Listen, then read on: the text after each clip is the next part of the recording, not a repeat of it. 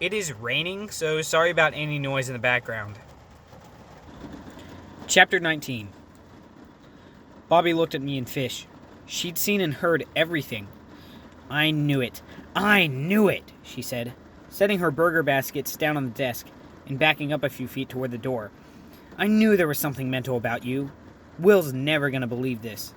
Bobby left the storeroom before Fish and I could say a word. Fish leapt up from his seat on the low table. I've got to stop her.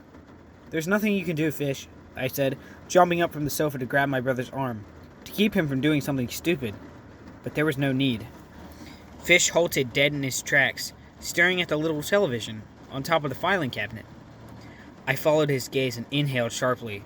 There, in all the snowy black and white importance such a tiny TV could muster, our photographs, Bobby's, Will's, Fish's, Samson's, and mine, began flashing across the screen, with alert, missing, alert, scrolling across the bottom of the screen, along with an 800 number to call if anyone had seen us. We watched our pictures flick and wobble through the poor reception of the small TV. Then the newscast cut over to another reporter, interviewing the pastor and his wife in front of the church. Miss Rosemary looked sorrowful and worried. Pastor Meeks looked stiff and strained and spitting mad. Fish clenched his jaw, his muscles tense. We've got big problems, Mibbs, he muttered, without looking away from the television. I glanced from the television to the door leading to the dining area and swallowed hard, trying to imagine what else could go wrong that day. Things had already gone from bad to worse, and I had a feeling our situation wasn't going to be getting better anytime soon. Just as Fish reached out his hand to turn off the television, the back door emergency exit burst open with a loud rasp of metal on metal, startling me and Fish so badly we both jumped back. A barrel-chested man in a hooded sweatshirt and green spandex shorts scowled at us from the doorway. He had a gold chain around his neck and a large gold nugget ring on each hand. This had to be Ozzy, manager of the Emerald Truck Stop Diner and Lounge. He pulled a toothpick from between his lips and flicked it back over his shoulder toward the parking lot. Then he stepped inside, bearing down on Fish and me like an angry bison. "What are you kids doing back here?" he demanded, his breath a loud mix of bluster and buffalo wings. "Can't you read? This area is for employees only. Beat it. Scram." Ozzy advanced, waving his hands at us like a muscled wizard shooing chickens. "Go find your parents or go play with a jukebox or something." "We're here with Lil," I squeaked, as he pushed us backward toward the door to the dining area. "She said we could be in here." But that didn't stop Ozzy's forward momentum. In fact, it only made things worse. "Bwop!" he said, making a harsh and showy sound, like the game show buzzer. "Wrong answer. Lil's at the top of my list right now. In fact, Lil's about to get canned." With that, Ozzy pressed me and Fish right out of the storeroom. Pushed back into the middle of all those chaotic, noisy voices, I tried my best to keep from becoming discombobulated, trying to figure out how to scumble those thunderous thoughts that didn't belong to me. But that was a hard thing, a thing that could take years, horrible, long years of this stupid savvy, and I had no idea how to do it. I stayed as close to the edge of the room as I could, hovering near the wall closest to the kitchen, next to the long dining counter. I was aware of the sound of plates hitting plates in the kitchen, the sound of silverware hitting the floor, and the pop and sizzle of frying burgers, while all the boisterous voices in my head floated on top of those other ordinary sounds, like warring battleships on a churning ocean.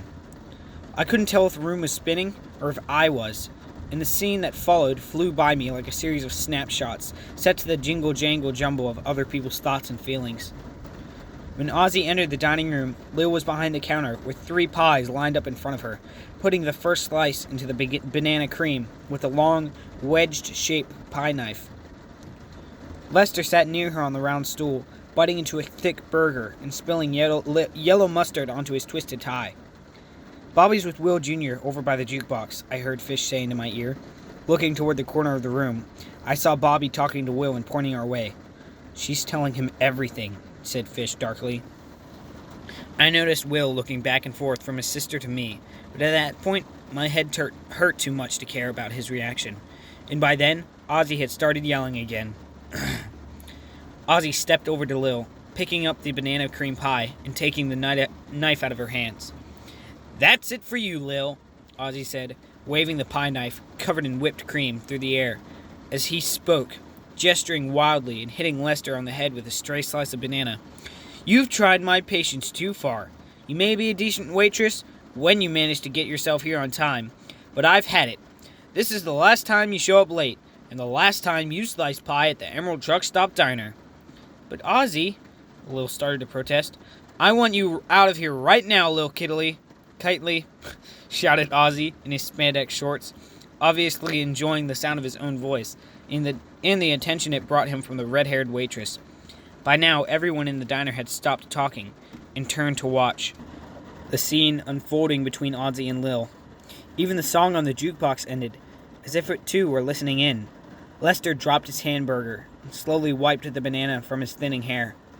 Will and Bobby stepped closer to the counter, but stopped when they saw Ozzy wielding the knife. With everyone's attention fixed and focused on the great and powerful Ozzy, even the voices in my head grew quiet. Still holding the pie, as though he didn't trust Lil enough to put it down near her, Ozzy set the knife into a tub beneath the counter. Watching him, I saw Samson sitting still and quiet under the counter in an open space, just next to the dish tub, so dark and shadowy that Ozzy hadn't even noticed him. Ozzy, just let me...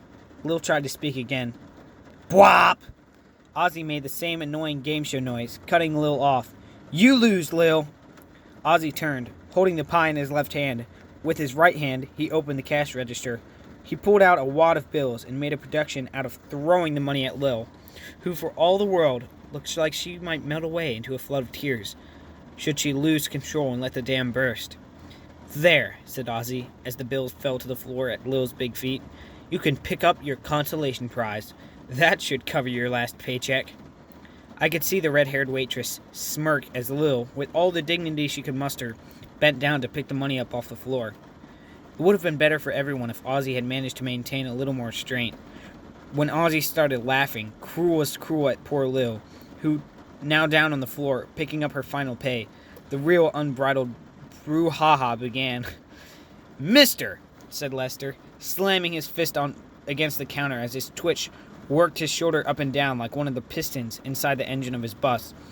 That's no way to treat a lady. Saying this, Lester shoved his plate aside and stood up, walking around the counter to help Lil gather her money. At that very same moment, Samson leaned forward from his hidey hole behind the counter and bit the great and powerful Ozzy hard on the leg. Ozzy shrieked like a little girl, and the banana cream pie flew out of his hands to land upside down with a sickening slump on the floor in front of him. Why, you little... Clutching his leg and hopping on one foot, Ozzy pulled the pie knife back out of the tub menacingly. No! I cried out, seeing Samson pop up from behind the counter. Within easy reach of the angry man and his pie knife, Bobby and Will rushed across the floor of the diner. They both tried to grab for the knife over the countertop as Samson shot out from beneath it, running toward the storeroom. Fish and I charged forward, and together we shoved Ozzy hard in the middle of his muscled back, sending him lurching forward and slip-sliding through the fallen pie. The burly man skated on one foot through bananas and custard, as Fish's angry wind swept through the diner, unbalancing Ozzy even further. Ozzy toppled backward with a thud.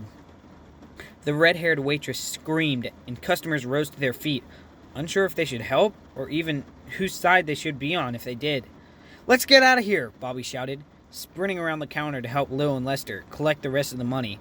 Then she and Will Jr. herded the rooted and rattled adults past the cursing, floundering Ozzy and back toward the employees-only door for an emergency escape out the emergency exit door.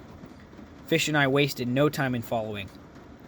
Passing through the storeroom, Lil grabbed her sweater from its peg and looked at the rest of us, shaking her head.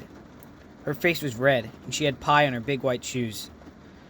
Sorry, all, Lil said breathlessly as we headed toward the door. Looks like we bad kids and misfits gotta hit the road again. She pointed toward the baskets sitting on the desk where Bobby had set them earlier. Grab those burgers, kidlings. You can eat on the bus. Lil looked down at Samson, who had taken her hand, looking mournful. Sorry about the banana cream, critter, Lil said with earnest. Lester stopped short. Everyone just hold on a minute. Lester's decisive tone stopped us in our tracks. Without even pausing to twitch, he hoisted one finger into the air, like a signal to charge, then turned and pushed back through the door to the dining area. For a moment, I thought Lester had blown his last fuse and run the wrong way by mistake. But a moment later, he was back, with a second cream pie held high above his head like a trophy. He barreled across the room in a hot-footed hustle toward the exit, as Lil gave the battered sofa in the storeroom one firm and final kick, just as she'd done to her broken-down car. Then she pushed the rest of us, after Lester, all tumbling out the back door into the parking lot behind the restaurant, away from Ozzy and the Emerald Truck Stop Diner and Lounge.